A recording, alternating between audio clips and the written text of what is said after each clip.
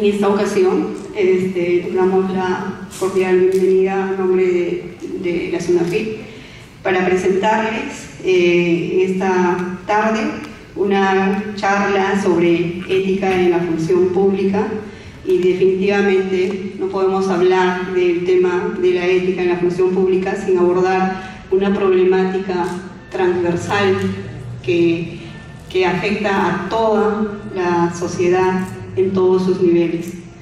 En ese sentido, hoy comenzaremos a hablar sobre la corrupción y la lucha contra la corrupción a través de promover y de sensibilizar los valores éticos en la función pública. En esta ocasión tenemos el gusto de presentar a la abogada comisionada del Programa de Prevención de la Corrupción de la Defensoría del Pueblo, la doctora Susana Chía Odá, quien nos compartirá desde su experiencia y desde el abordaje de este tema como una política nacional. Dejo en uso de la palabra y la recibimos con un caluroso aplauso. Gracias. Buenas tardes, me siento muy contenta de estar por primera vez en esta institución. Gracias por la invitación. Sé que es un horario difícil, yo les prometo que voy a hacer esto lo más ameno posible para que nadie se duerma. No sé cuántos de ustedes hayan recibido una capacitación de ese tipo antes. Le pediría que levanten la mano solo para saber, no le voy a preguntar que se acuerda. 1, 2, 3. 3 personas. ¿De cuántos sabemos acá? A ver quién es bueno haciendo cálculos. Bueno, solamente 3 personas de las que vemos acá antes hemos oído hablar sobre corrupción y ética pública. La verdad, el oficio que nos llegó a la Defensoría pedía expresamente una capacitación sobre ética pública. Y ustedes se preguntarán por qué he venido además a hablarles de corrupción. Porque la corrupción es el problema. Y el fortalecimiento de la ética es uno de los mecanismos para luchar contra ese problema. Entonces, no puedo hablarle de una de las soluciones sin antes hablarle del problema. Recuerden esta frase que está aquí: la corrupción nos roba derechos. Recuérdenla porque luego vamos a volver sobre esta frase. Y es el mensaje más importante que vengo a transmitirles el día de hoy. Ahora, ustedes se preguntarán también por qué la Defensoría del Pueblo viene a otra institución pública a dar una charla sobre ética pública. ¿Por qué no lo puede hacer la misma institución? La Defensoría tiene el encargo de dar capacitaciones a instituciones públicas. En realidad, este es el encargo que tiene la Defensoría: supervisar a las instituciones del Estado y a las autoridades públicas para que cumplan con sus deberes, supervisar la adecuada prestación de los servicios públicos y proteger los derechos fundamentales de todas las personas. Ahora, este mandato constitucional, ¿qué tiene que ver con corrupción?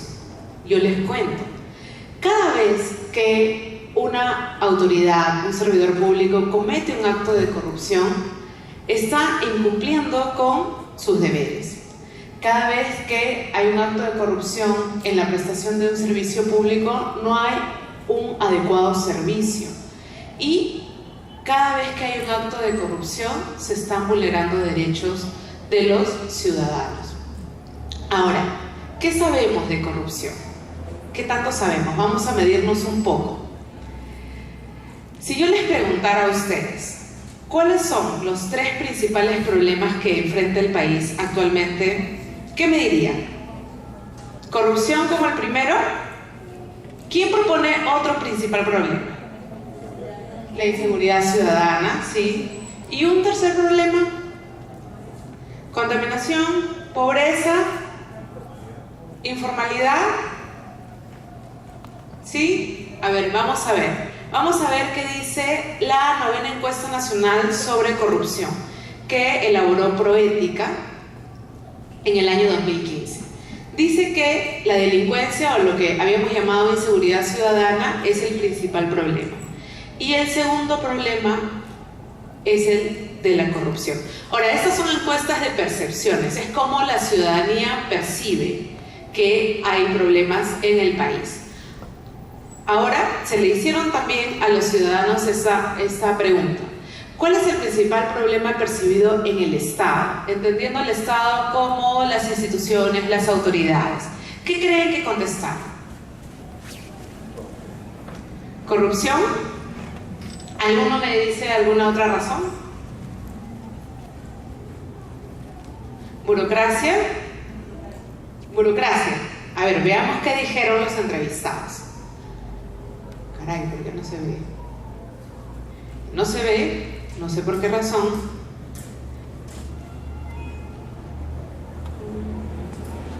Les voy a decir lo que decía, ¿ya? 61%, ahora lo pueden ver, ya. 61% considera que el principal problema en el Estado es la corrupción de los funcionarios y de las autoridades. Y un 14% es la ineficiencia de los funcionarios y las autoridades, y apenas un 10% que falta coordinación entre instituciones. Este 61% representa lo que ustedes dijeron, ¿no? Que la corrupción es el principal problema percibido en el Estado. Ahora, les pregunto, ¿cuánto cuesta la corrupción cada año? De acuerdo con la Contraloría, la corrupción le cuesta al Estado 12.600 millones de soles al año. Es bastante, ¿no? Y yo creo que hay una cifra oculta detrás, ¿no? Por ejemplo, ahorita mismo nosotros estamos gastando en luchar contra la corrupción.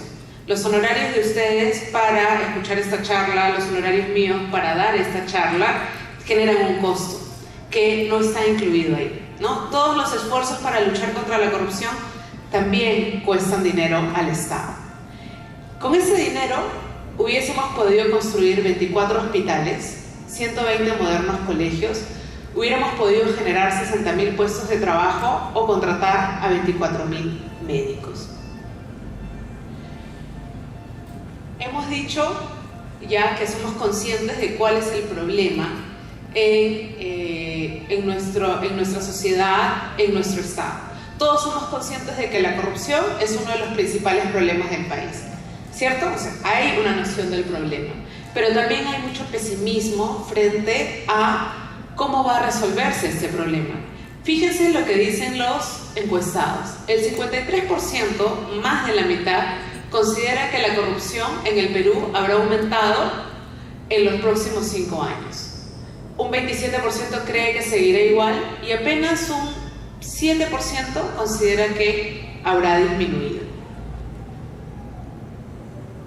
Y esto genera desconfianza en la autoridad y en las instituciones. El caso de la izquierda, ¿quién me puede decir quién es esta persona? ¿Recuerda?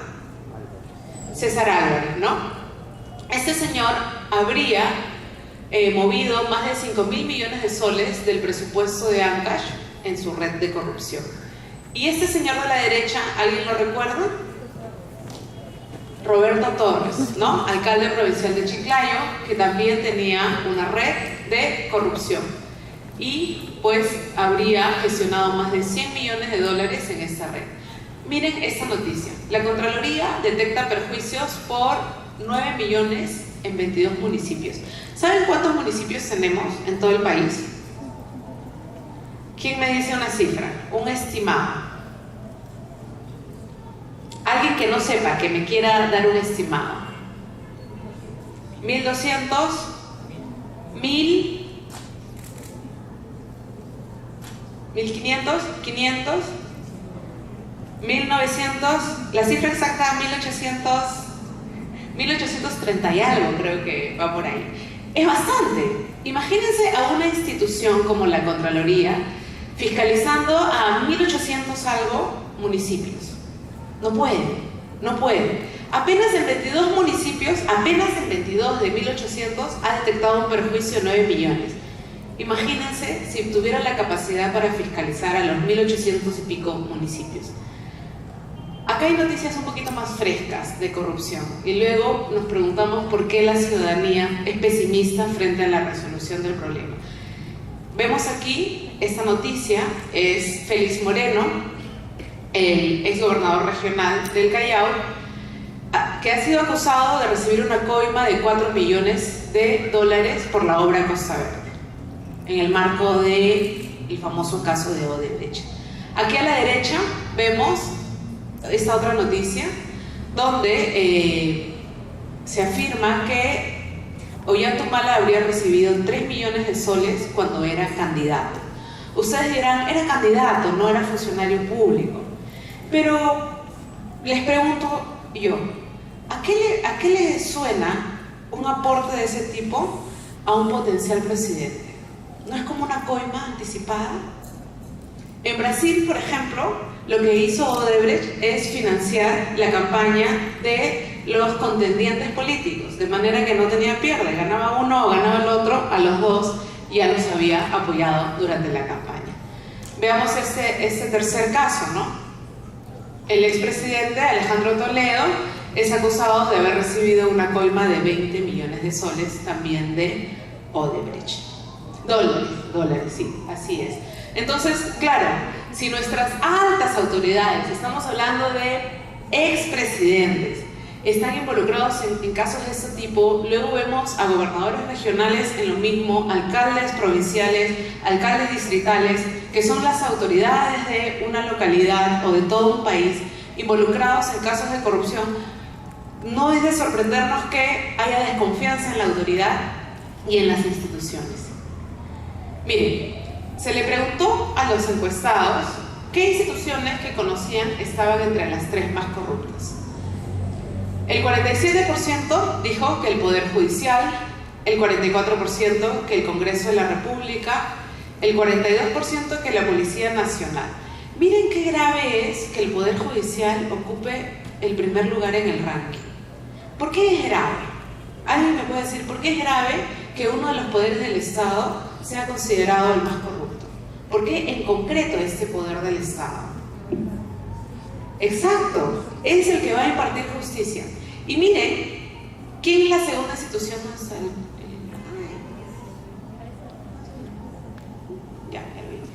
El Congreso.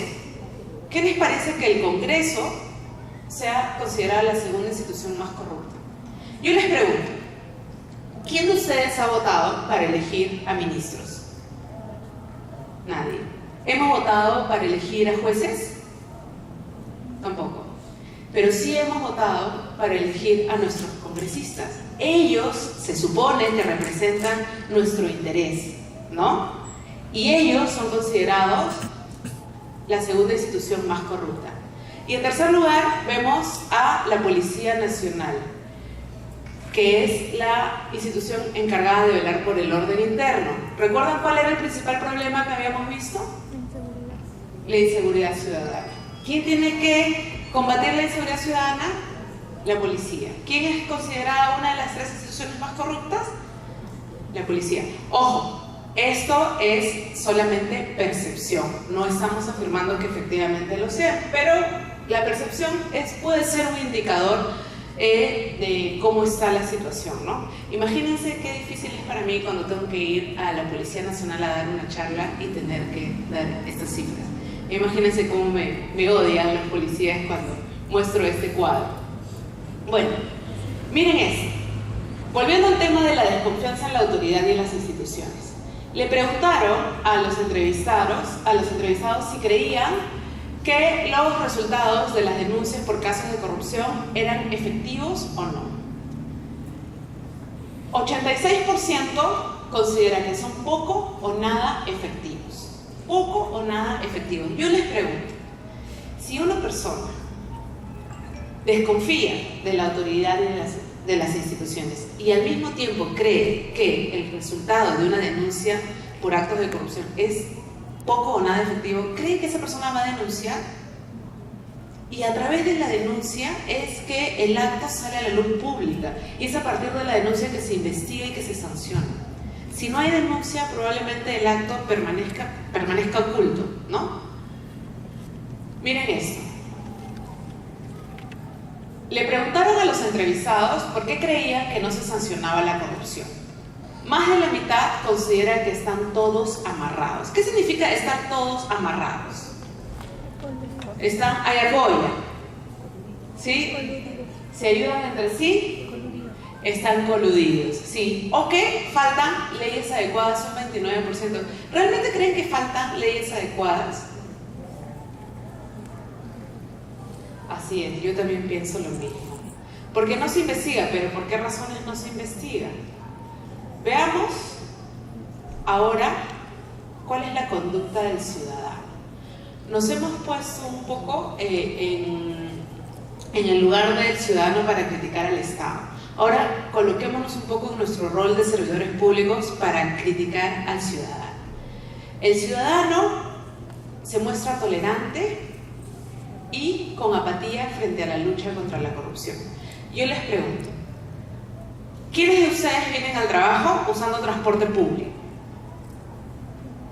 ¿Todos tienen carro?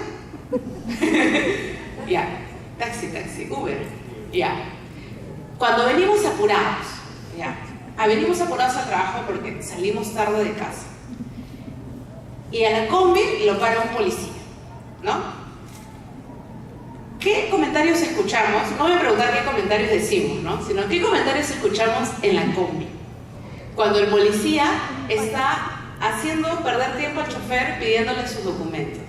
¿Quién me dice? Escuchamos algún comentario que diga: señor policía, lo felicito por hacer su trabajo, revise que ese chofer tenga todos sus papeles en regla porque me importa llegar seguro a mi lugar de destino. No, ¿qué escuchamos? Díganme. Eso no solamente dice eso es lo más suavecito. ¿Qué más? Dale su sencillo, rápido, nomás, ya dale sus 2 soles, ¿no? No sé si ha subido la tarifa, no, 2 soles, no, dice. Eso es lo que dicen, ¿no? Miren cómo el ciudadano alienta esos actos. ¿Por qué? Porque la corrupción va generando una cultura de ilegalidad. De pronto las malas prácticas se vuelven normales. Y nosotros, como testigos de un acto de corrupción, ya ni siquiera nos indignamos. ¿Es verdad? ¿Cuántos de nosotros hemos sido testigos de un acto de corrupción?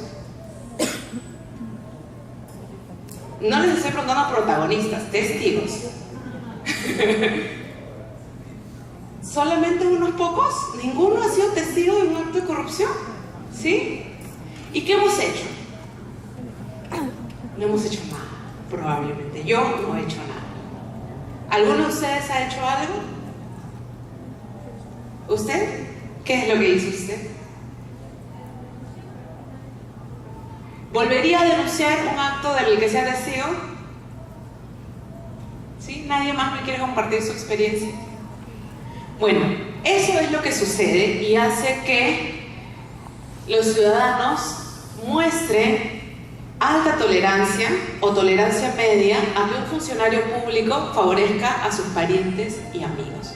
¿Cuántos casos hemos visto al interior de la institución donde trabajamos o donde hemos trabajado que una persona llega ahí no por el perfil que tiene, sino porque conoce al gerente, conoce al director? De esos casos hay muchos, ¿no? Solamente un 20% muestra un rechazo definido a que se dé un obsequio o dinero para agilizar un trámite público. Solamente un 18% muestra un rechazo definido a que se pague una propina para que le perdonen una multa. Todas estas cifras aquí del bajo rechazo definido muestran la alta tolerancia que tiene el ciudadano hacia la corrupción. Y miren esta pregunta. Cuando le preguntaron a los entrevistados si consideraban que los peruanos respetaban las leyes, un 91% dijo que no. Si no hay una cultura de cumplimiento de leyes, de pronto los actos que transgreden las leyes se van volviendo normales. Miren esta otra cifra, ¿no? Aquí le preguntaron a los entrevistados si estaban de acuerdo o estaban en una posición neutral respecto a que un funcionario solamente deba ser investigado por actos de corrupción si es que no hizo obra. Eso le debe recordar la famosa frase: roba pero hace obra, ¿no? O sea, lo que están diciendo ahí es: oye, si este es un corrupto, investígalo, pero si es que no ha hecho obra. Porque si ha hecho obra, bueno, ya validó un poco su mala gestión, ¿no? Así contestaron los entrevistados. Ahora, vamos a ver cómo actúan frente a la denuncia. Este es el caso de ciudadanos que han sido víctimas de un acto de corrupción. Acá no le están preguntando lo que piensan, sino el hecho concreto de que al haber recibido, solicitado o dado dinero, regalos, propinas, coimas, ¿han denunciado o no han denunciado? Apenas un 11% denunció. En el 2013 fue un 5%, en el 2012 un 9%, en el 2010 un 7%. En general, el porcentaje de personas que denuncian es bastante bajo y tiene que ver seguramente con lo que creen respecto a los resultados de la denuncia. Ahora, todo esto se hace más grave si las personas no saben dónde denunciar un caso de corrupción. Miren esto, un 58% de personas no tienen ni idea de dónde denunciar un acto de corrupción. Entonces, este es un poco el escenario. Le preguntaron también a los ciudadanos qué pensaban acerca de la capacitación sobre la denuncia. Ellos dijeron que el rol de la sociedad civil para combatir la corrupción debe ser justamente eso, capacitar a los ciudadanos para que denuncien. Y yo añadiría que no solamente es el rol de la sociedad civil, sino también el rol de las instituciones públicas al interior de su propia institución. Me imagino que en esta institución, como en muchas otras, se han venido diseñando procedimientos para denunciar internamente. Porque, por ejemplo, si yo quisiera denunciar a alguno de ustedes, ¿hay algún procedimiento establecido? Sí, hay un procedimiento para denunciar a un servidor de SUNAFIT. ¿Sí? ¿Y ese procedimiento es conocido por todos? ¿Todos lo conocen? ¿No? ¿Hay de repente alguna línea telefónica, algún canal de comunicación anónimo? ¿Hay algún mecanismo para proteger al denunciante, para evitar que sea hostilizado más adelante?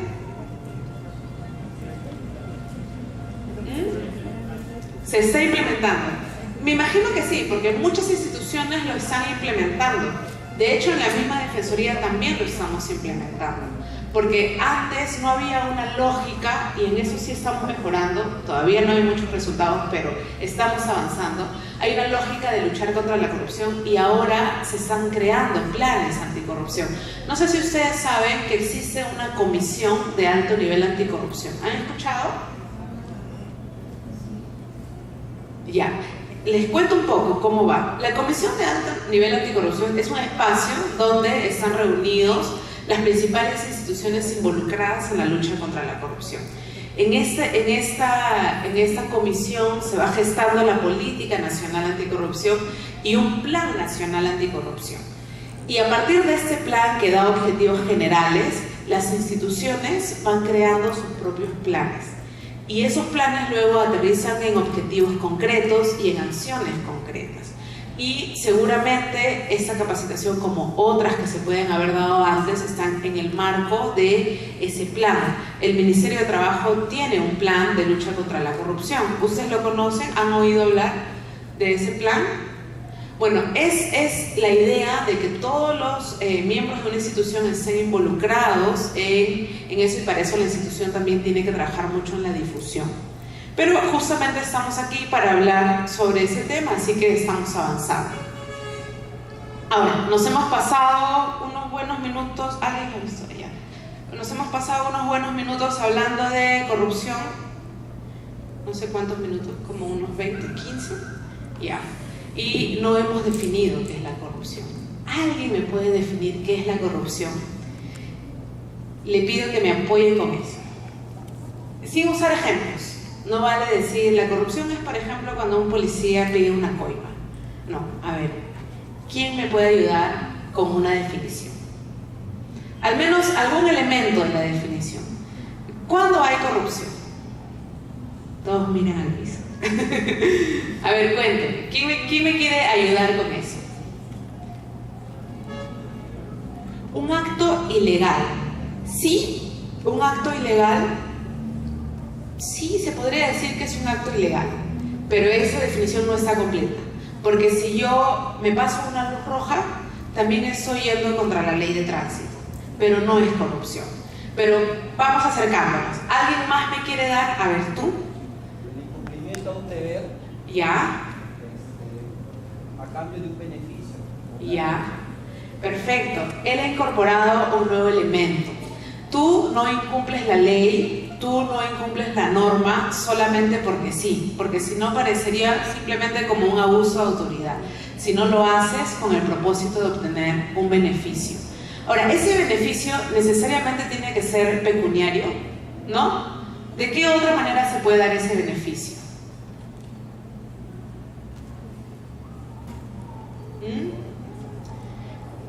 Tráfico de influencias, por ejemplo, el beneficio es lograr la impunidad de una persona, así es.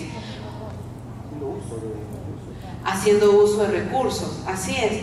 Muy bien, esa es la definición que maneja la Defensoría sobre la corrupción.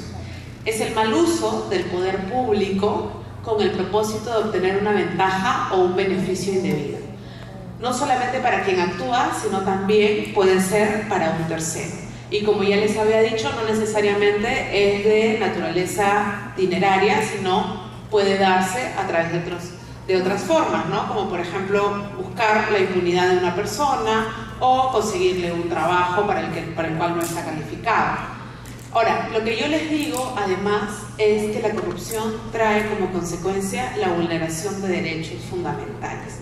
Este es un mensaje que ninguna otra institución se las va a dar. Seguramente si viene el procurador anticorrupción les va a definir la corrupción de la misma manera, si viene el contralor le va a dar la misma definición, pero no le va a decir esto. Y se lo digo yo porque en la Defensoría trabajamos con un enfoque de derechos. Miren esta imagen. Es el Hospital Antonio Lorena del Cusco. Este hospital ahorita la construcción está paralizada. Está en un arbitraje y probablemente, como todos los arbitrajes del Estado, lo va a perder y va a tener que pagar millones y millones. El Estado va a perder mucho dinero. Vimos ya las cifras de la corrupción. Pero yo les pregunto, aquí, ¿quién es la víctima? ¿Solamente el Estado? ¿Quiénes están detrás, perjudicados? Los beneficiarios de salud. ¿Cuántas personas no pueden acceder a los servicios de salud por actos de corrupción? Miren este otro caso. En Chimbote, los alumnos estudian en ambientes hacinados porque la obra quedó inconclusa. ¿Por qué? Por un acto de corrupción.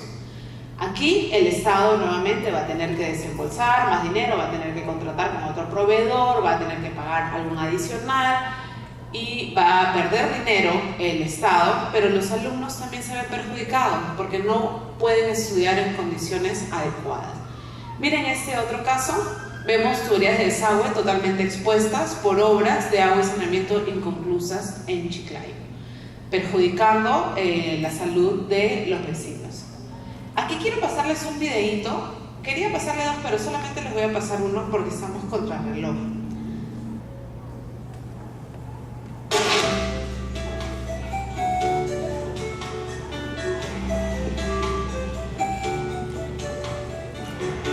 Bueno, señor Chávez, tiene que cuidarse mucho.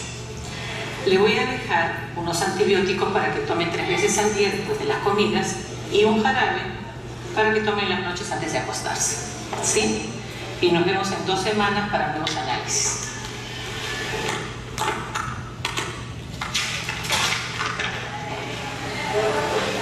Pero doctora, una consulta.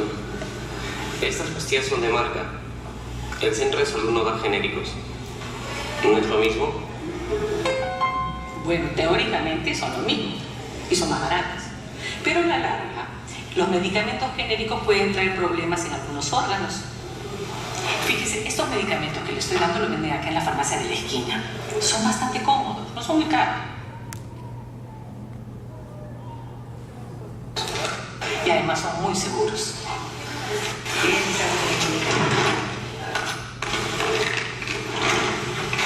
Le voy a regalar esta muestra para que vaya tomando. Y después usted decide si compra estas o si compra las genéricas. ¿Sí? Bueno, doctora, como usted diga. Entonces, ¿en 2 semanas? Sí, nos vemos en 2 semanas. Que le vaya bien. Por favor, dígale al paciente Ramos que pase.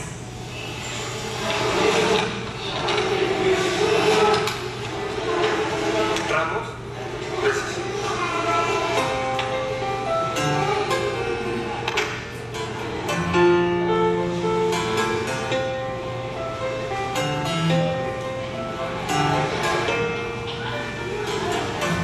Pues pregunto aquí en la farmacia del centro de salud.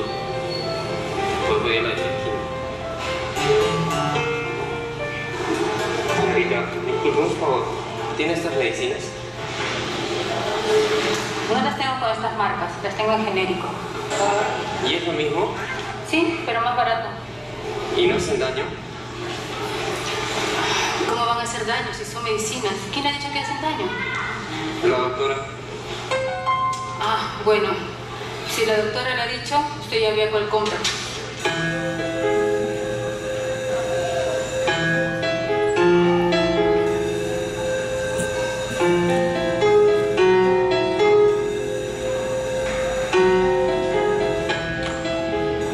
Un momentito, ya voy a hablar con la doctora. Gracias.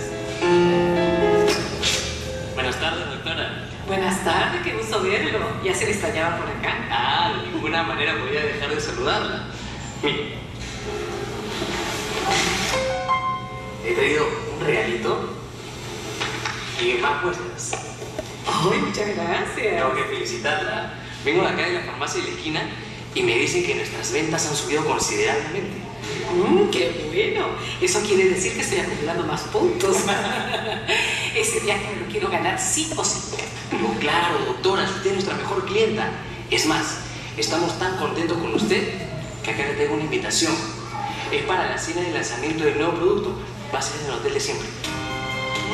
No faltaré, voy a estar ahí de todas maneras. Ajá.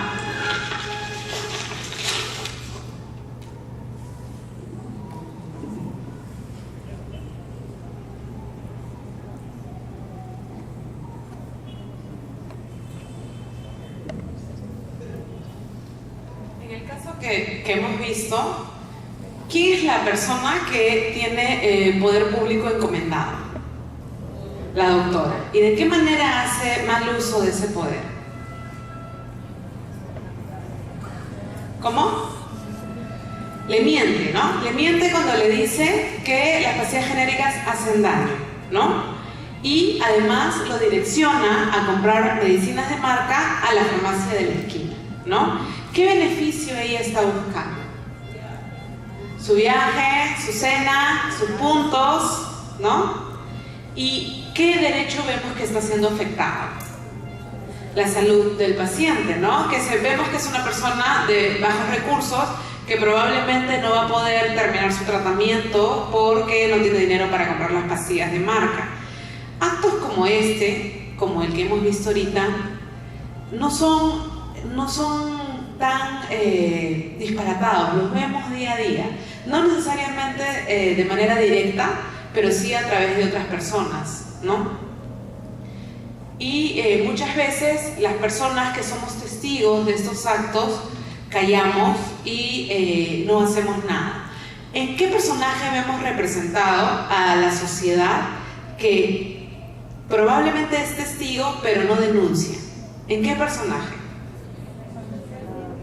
En la farmacéutica, ¿no? La farmacéutica le dice al paciente, ¿cómo van a hacer daño si son medicinas?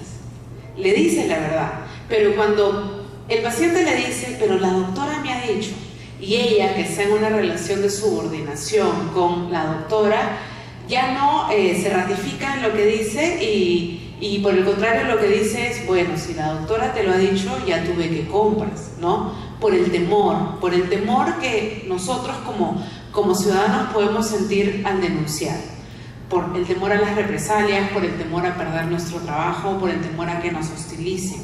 Por eso es muy importante que dentro de las instituciones se diseñen los mecanismos adecuados para proteger al denunciante, para que la denuncia sea anónima y que la institución tenga la capacidad de atender la denuncia, porque es muy fácil crear un buzón de denuncias o una línea de denuncias y luego no tener la capacidad para atender estas denuncias, ¿no? Se crean expectativas que luego no se satisfacen y lo que generan es que la persona nunca más vuelva a denunciar, como le debe haber pasado a usted con su mala experiencia al denunciar un acto de corrupción. Estamos un poco contra el reloj. Yo quería abarcar más temas, pero voy a tener que recordar un poco. ¿Recuerdan esta frase? Roba pero hace obra, ¿sí? En realidad, el verdadero significado de esta frase es esta: te roba pero hace obra. Porque cuando decimos roba pero hace obra, no sabemos a quién le roba, pero en realidad nos está robando a nosotros, nos está robando tal vez no nuestro dinero, si no sentimos que el dinero del Estado es nuestro, pero sí nuestros derechos. ¿Se acuerdan cuando les dije que la corrupción nos roba derechos? Y encima de que nos roba, hace mala obra.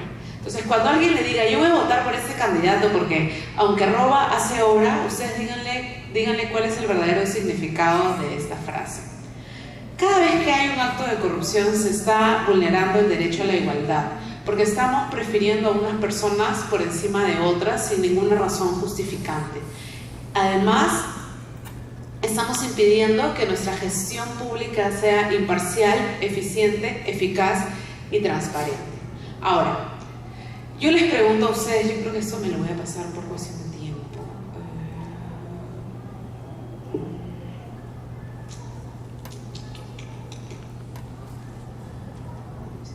Rapidito, ¿ya?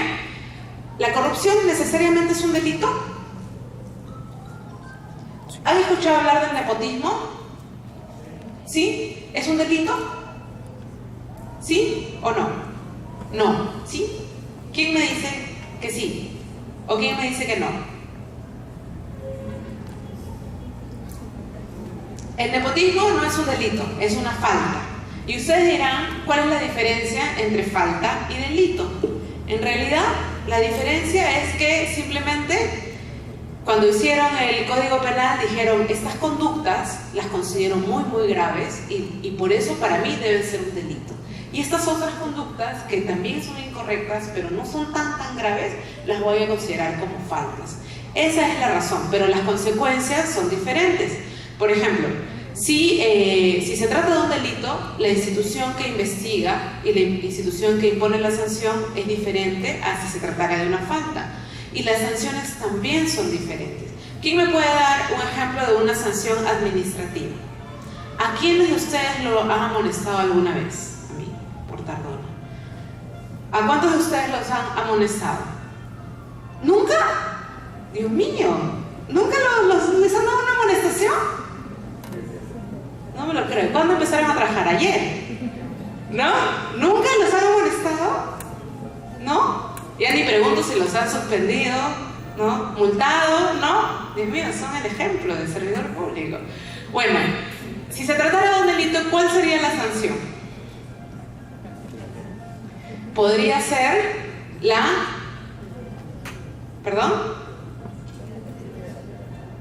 una sanción penal, pero justamente pregunto, ¿qué ejemplos de sanciones penales conocen? La privación de la libertad es la principal, ¿no? Entonces, por eso es importante distinguir entre un delito y una falta. Pero si hablamos de corrupción, así como le hemos definido, como el mal uso del poder público con el propósito de obtener una ventaja o un beneficio indebido, estamos hablando de que puede ser un delito y también puede ser una falta. El nepotismo es un ejemplo, ¿ok? Ahora, rápidamente, el Ministerio Público, la Policía Nacional, el Poder Judicial y la Contraloría son las principales instituciones llamadas a luchar contra la corrupción. El Ministerio Público lo que hace es prevenir y perseguir el delito, entre ellos los delitos de corrupción. Y la Policía Nacional también hace lo mismo. Ustedes se preguntarán por qué están duplicadas estas funciones. ¿Por qué? En realidad no están duplicadas. La Policía Nacional colabora con el Ministerio Público. El Ministerio Público es quien dirige la investigación y la policía solamente lo apoya.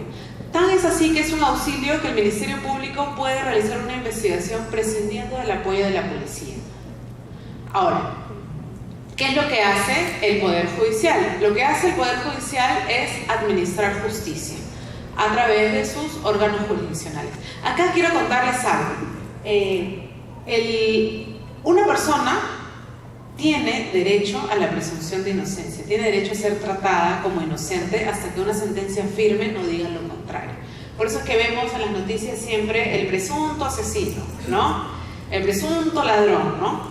Porque no podemos tratarlo como culpable hasta que no haya una sentencia firme. Bueno, eso es lo que hace el Poder Judicial, dar una sentencia firme y imponer una sanción. Esas son las funciones básicas del Ministerio, la Policía y el Poder Judicial cuando se trata de delitos. Y cuando se trata de faltas, es la misma institución o en todo caso la Contraloría a través de sus socios quienes investigan y sancionan. Esto quiero decírselos rápidamente. 5 minutos. No, lo siento. ¿Quieren que se los diga? ¿Sí? Sí. Si nadie dice no, me quedo con 3 sí. ¿Sí? Ya. Entonces, ya que hemos hablado de corrupción y hemos hablado de delitos, he escogido algunos delitos, los principales, para que ustedes sepan cuáles son y para que de repente en el marco de su trabajo no puedan, por desconocimiento, cometerlos, ¿no? Miren ese delito, es el delito de peculado. ¿Alguien aquí en el área de tesorería? ¿Nadie trabaja en tesorería aquí? ¿No? Nadie. Ya. Imaginemos que alguien que trabaja en el área de tesorería utiliza, se apropia de cualquier forma de los recursos, el dinero o los bienes que se le han encargado, ¿no? Eso sería peculado. ¿Recuerdan este caso por el que se le acusó a Roberto Torres? ¿Se acuerdan de Roberto Torres, el alcalde provincial de Chiclayo? Él fue investigado, al final el Tribunal Constitucional lo absolvió, pero lo acusaron de peculado de uso. A él le daban un carro para que se movilice él, y sin embargo lo utilizaba su hijo para actividades particulares, ¿no? Luego, este delito, el de colusión, su mismo nombre lo dice, coludir, ponerse de acuerdo. Es cuando un funcionario se pone de acuerdo con un proveedor respecto a los términos de una contratación, ¿no? Luego tenemos el cohecho pasivo y el cohecho activo. Son las dos caras de una misma moneda, solamente que va a llamarse pasivo cuando se trata del funcionario público que lo comete, y activo cuando es el ciudadano de la otra parte, ¿no? Es lo que conocemos comúnmente como coima. Exacto. Aquí hay fiscalizadores, ¿no? ¿Inspectores? Sí, bien. ¿Ustedes son? No. Ustedes son. Voy a usar un ejemplo contigo solamente de la manera gráfica. Imaginemos que tú vas a una empresa para supervisar que tengan al personal en planilla. Es lo que hacen, ¿verdad? Ya. Imaginemos que ese señor, el dueño de esa empresa, no tiene ese personal en planilla, ¿no? Entonces él, para que tú no le pongas la multa, le ponen una multa, ¿verdad? Ya. Para que tú no le pongas la multa, te ofrece 1.000 soles, ¿no? ¿Cuánto es la multa? 9.000 soles es menos de 5 le va a salir la cuenta.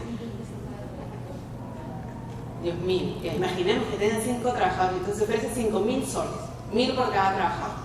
Él, al ofrecerte ese dinero, él está cometiendo el delito de cohecho activo. Si tú aceptaras, cohecho pasivo.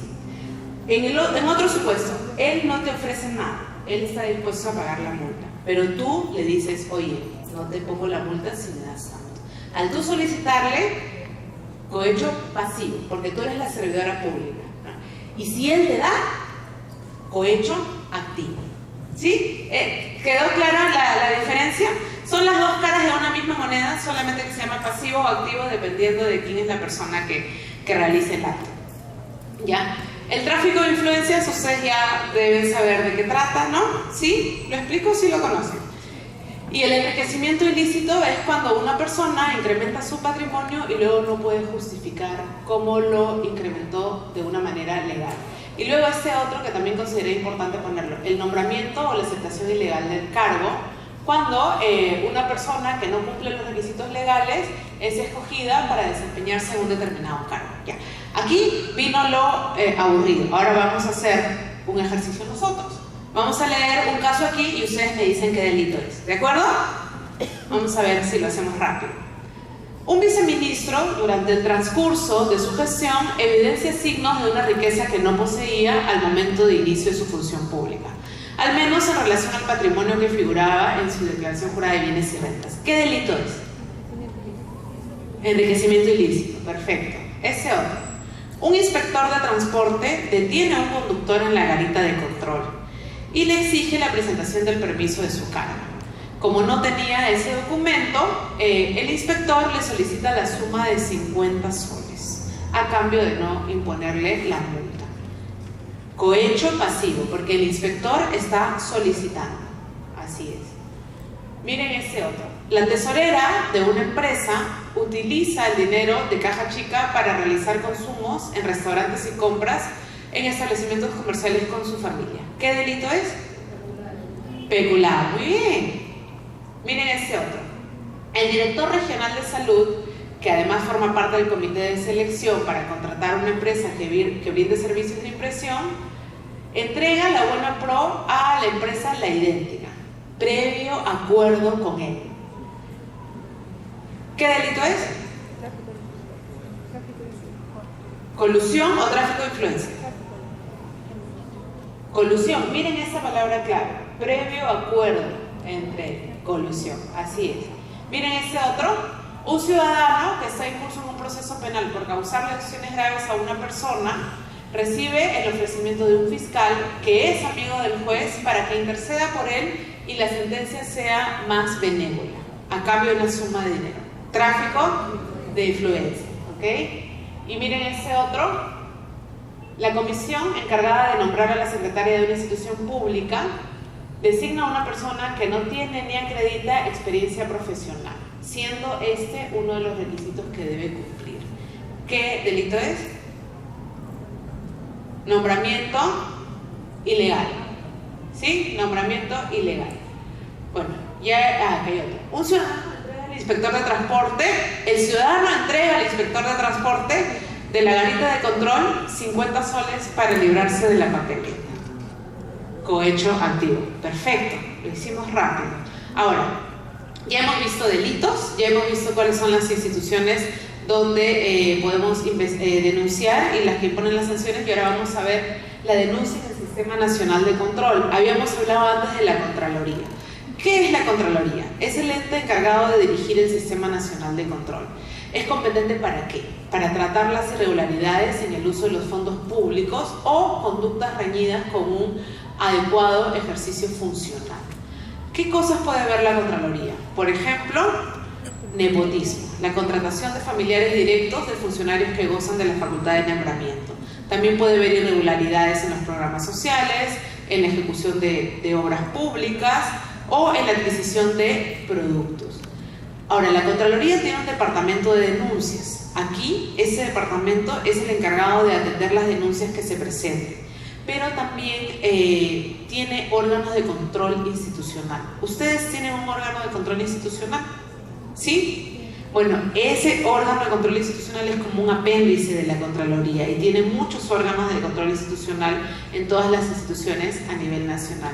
Ahora, ustedes se preguntarán, ¿qué pasa si uno conoce un acto irregular pero no sabe si es un delito o una falta, ¿no? Entonces yo de repente no sé dónde denunciar y me voy a la Contraloría, ¿ya? Pero resulta que es un delito y la Contraloría no es competente para investigar ese delito. La Contraloría lo que hace es dar cuenta al Ministerio Público para que sean ellos quienes inicien la investigación. ¿Ok? Ahora, ya para entrar al tema de la ética pública y cerrar el tema de corrupción. La corrupción se combate de muchas maneras, con más transparencia, con mayor rendición de cuentas, con el fortalecimiento del comportamiento ético, con efectivos mecanismos de control y con mayor participación ciudadana. Estos son los 5 principales mecanismos para luchar contra la corrupción. Ahora vamos a centrarnos en el fortalecimiento ético. ¿Sabían ustedes que existe un código de ética de la función pública? ¿Han escuchado hablar de este código de ética de la función pública? ¿SUNAFIL tiene un código de ética? ¿Sí? ¿Lo conocen ustedes? Recientemente aprobado. ¿Quién me dice un principio del código de ética de SUNAFIL? Probidad. Un deber. ¿Tiene deberes también? Un deber. Respeto. ¿Qué más? ¿Qué sanciones tiene ese código de ética de ustedes? ¿Alguien que no haya visto el código de ética de SUNAFIL? ¿Todos lo han visto? No. ¿De qué manera se va definiendo el código de ética de SUNAFIL?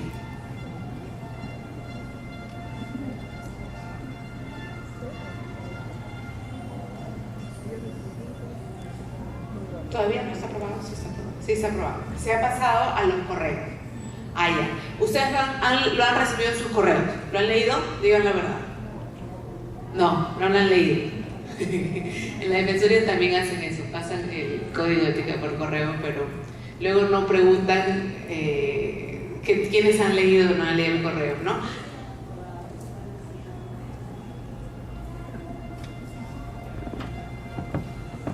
Lo están validando. Ajá. Bueno, es importante que ustedes conozcan su código de ética porque ciertamente eso va a regir su conducta ética. Ahora, aquí viene una crítica a los códigos de éticas en general. O sea, el que un código de ética diga cómo nos debemos portar éticamente no es la solución del problema, porque nosotros no vamos a dejar de portarnos de una manera porque un documento lo diga, ¿no? Esa es la crítica que se le hace un poco a los códigos de ética, ¿no? Que recogen mandatos que son difíciles de acatar porque ya viene de la formación de uno, ¿no? Y bueno, en nuestro caso, nuestro código de ética de la función pública tiene rango de ley, ¿no? Lo han elevado inclusive a rango de ley, ni siquiera es una directiva como una recomendación de las pautas que debe seguir un funcionario público, ¿no? La ética es la reflexión personal que hacemos nosotros como personas para tomar nuestras decisiones. ¿Qué tomamos como referencia para tomar nuestras decisiones? Los valores que son aceptados como buenos socialmente. Y también es una reflexión colectiva que va a fundamentar las normas y las leyes de convivencia social. La ética es un acto reflexivo que va a involucrar un razonamiento de nuestra parte para discernir entre aquello que es bueno y que es malo. Pero también es algo que no es estático, que sino varía de persona a persona, de sociedad en sociedad y de tiempo en tiempo. No sé si ustedes recuerdan cómo antes, cuando éramos niños, nuestros padres de repente, si nos portábamos mal, nos caía nuestro estate quieto, y eso era socialmente percibido como algo, de repente no bueno ni malo, pero aceptado, ¿no? En cambio, si ahora vemos algo de eso, ¿no? Hasta la madre puede aparecer en el noticiero, ¿no? Entonces, algo que era aceptado antes, ahora ya no lo es mucho, ¿no? Y cuántas cosas son aceptadas ahora y más adelante no lo serán, ¿no? Ahora, hablando de la ética pública, estamos haciendo alusión a un sistema de relaciones que se da en la esfera pública, entre personas, entre colectivos, entre instituciones y todas estas relaciones basadas en criterios de justicia, en el respeto por las normas y los derechos humanos. Ahora, hablando ya en concreto de la ética aplicada a la función pública, estamos haciendo alusión a lo que debe guiar nuestra actuación como funcionarios, privilegiando siempre el interés de la ciudadanía, el interés general sobre el interés particular. Ahora, el Código de Ética dice que es empleado público aquel que realiza función pública y considera la función pública como toda actividad, sea temporal o permanente, sea remunerada o honoraria, que realiza una persona en nombre o al servicio de las entidades del Estado, sin importar su nivel jerárquico, ni el régimen jurídico, ni el régimen laboral en el que se encuentra. Ahora, estos son los principios que contiene el Código de Ética. Vemos aquí el respeto, la probidad, la eficiencia, la idoneidad. Ustedes dirán, ¿y estos principios para qué me han de servir? ¿No?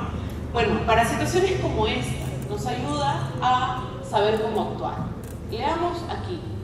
Soy un funcionario y veo que otros compañeros se llevan a su casa papel, lapiceros, plumones, y pienso que a mis hijos les vendría muy bien para el colegio. ¿Qué cosa hago? ¿O qué cosa debo hacer tomando en cuenta los principios éticos? ¿Qué principio de estos me ayudaría a saber qué hacer?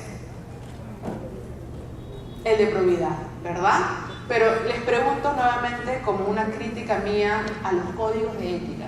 No a la importancia de la ética en la función pública, sino a que se positivice una conducta en un documento. ¿Ustedes creen que porque digamos que hay un código de ética que contenga este mandato, una persona que no es proba va a ser proba? Los códigos de ética, como cualquier medida anticorrupción dentro de una institución, debe venir acompañado con dientes, que sanciones firmes, sanciones que de verdad desincentiven que se cometan actos de corrupción, no simplemente principios que son pues como recomendaciones sin ningún asidero. Entonces, claro, si el código de ética dice probidad, la sanción debería ser que si se detecta a una persona que no ha actuado probamente, pues va a ser pues suspendida, multada, retirada de su cargo. Esa es la idea que debe tener todo código de ética. Ahora, miren estos otros principios: veracidad, lealtad y obediencia, justicia y equidad y lealtad al Estado de Derecho. Leamos este otro caso. Soy un funcionario y en mi institución se ha descubierto a un compañero recibiendo un soborno. Él nos pide no informar a los superiores para que no le abran un proceso administrativo a cambio de devolver el dinero recibido. En principio, el que devuelve el dinero no va a subsanar la falta que ha cometido, ¿no? Yo, como testigo de este acto, ¿qué debo hacer? ¿Qué principio ético me ayudaría a saber cómo actuar? ¿Quién me dice?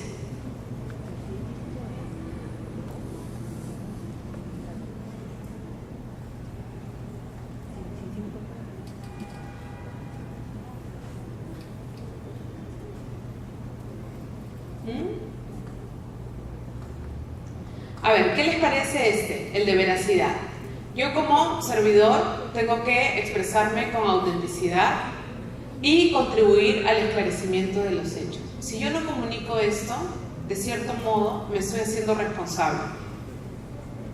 ¿Sí? ¿De acuerdo? Aquí se mencionan algunos deberes: el deber de neutralidad, el deber de transparencia y el deber de discreción.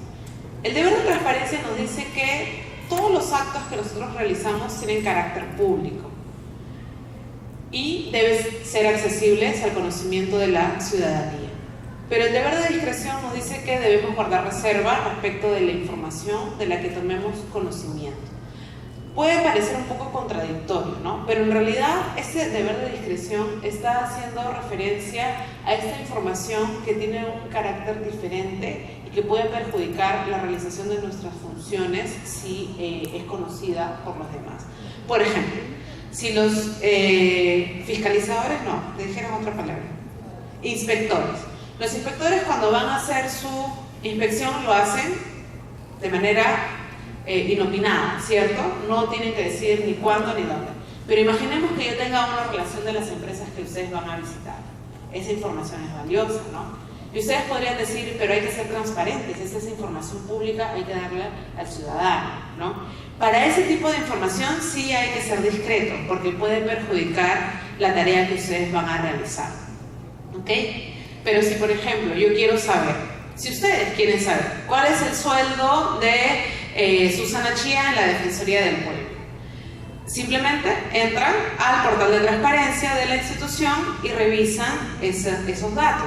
¿Por qué? Porque mi sueldo se paga con recursos públicos y como es el destino que se le da al recurso público, cualquier ciudadano tiene derecho a conocer.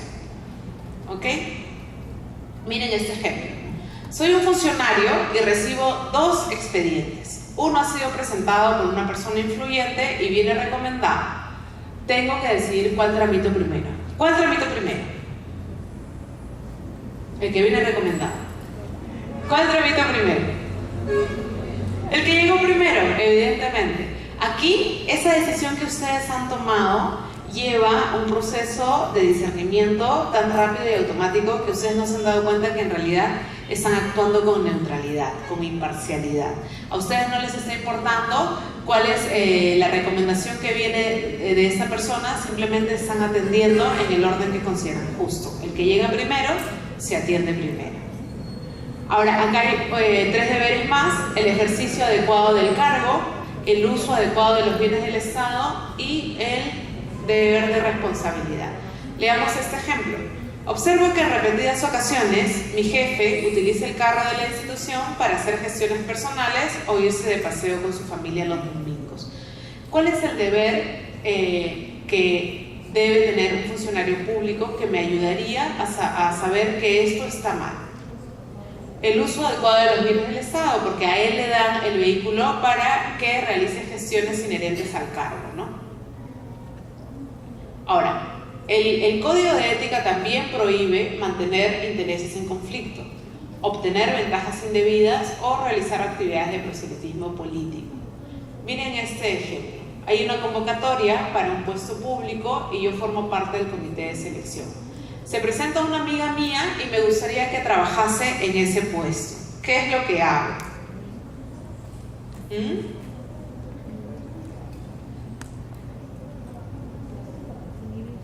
Hay intereses en conflicto, ciertamente, porque yo tengo el interés en que mi amiga gane, pero al mismo tiempo tengo el interés general de elegir a la persona idónea para el puesto, ¿no? Entonces me encuentro en una situación en que mis intereses están en conflicto. Entonces, ¿qué es lo que tendría que hacer esta persona? Salir de la situación en que sus intereses están en conflicto y tendría que dejar de ser parte de ese comité de selección, ¿cierto? Aquí hay otras 2 prohibiciones: hacer mal uso de la información privilegiada, sobre todo para personas que trabajan con información sensible, personas que manejan información que forma parte del secreto bancario, del secreto tributario, o presionar, amenazar y acosar. No me acuerdo en qué institución fui, y cuando dije acosar, bastante gente empezó a mirarse y reír. Creo que había un acosador ahí y nadie lo quería denunciar. Bueno, lo que quería decirles finalmente es que el Código de Ética pues nos da principios y deberes que, si son cumplidos, generan confianza en el ciudadano, ¿no? Ahora, la transgresión de esos principios no solamente es reprochada socialmente, sino genera una infracción que debería terminar en una sanción ejemplar, ¿no? Ahora, el Código de Ética es supletorio a las leyes y reglamentos especiales, tanto no lo contradigan o no se opongan, ¿no? Y en ese caso van a prevalecer las leyes especiales. Esto es básicamente lo que nos dice el Código de Ética de la Función Pública. Esto sería muy bueno que ustedes luego lo revisen con el Código de Ética Institucional que ustedes tienen, que muy probablemente incorpora otros principios, otros deberes, otras prohibiciones, ¿no? Y bueno, más allá de los documentos, la reflexión que yo les dejo es que el documento nos puede decir 1000 cosas, ¿no? Lo que queda ya es el ejercicio de uno mismo, de reflexionar acerca de si está haciendo una buena labor como funcionario, como servidor público, y si la reflexión no le es suficiente, recuerden que las conductas irregulares que uno comete, de ser detectadas, van a ser sancionadas, ¿no? Así que, bueno, básicamente eso sería todo lo que les quería decir hoy. Muchas gracias por su atención. Bueno, muchas gracias por vuestra concurrencia y agradecer a la doctora Susana por habernos dado esta charla que sin duda nos ha recordado cosas muy importantes que también rigen los principios de nuestra vida y debería ser así. Y creo que más allá de las formalidades es un tema de cultura ética, ¿no? Y que creo que la SUNAFIL está en ese propósito, en esa construcción, y creo que con el aporte de todos y cada uno esto va a ser posible. Nuevamente, muchísimas gracias a nombre de la Superintendencia Nacional de Fiscalización Laboral, y esperamos contar en próximas ocasiones, porque dentro del Plan de Desarrollo de Personas también tenemos para tratar este tema, para sensibilizar y para poder construir un país ético y luchar contra este flagelo de la corrupción. Muchas gracias y hasta cualquier otro momento. Un voto de aplauso para esta. Gracias.